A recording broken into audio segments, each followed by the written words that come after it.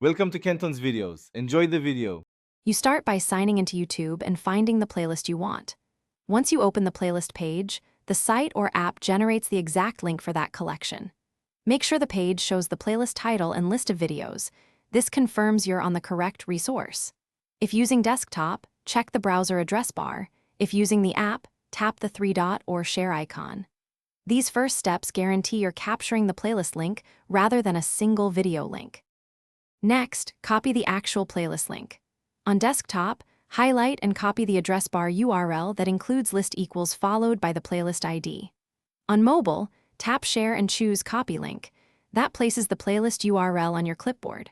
Once copied, paste the URL into a note to verify it contains a playlist ID like PLXXXXX or UXX. Doing this prevents accidentally sharing a single video URL that won't open the full playlist when others click it. Finally, test and share the playlist link to confirm it works.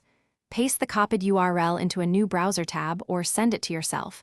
The link should open the playlist view, not a single video.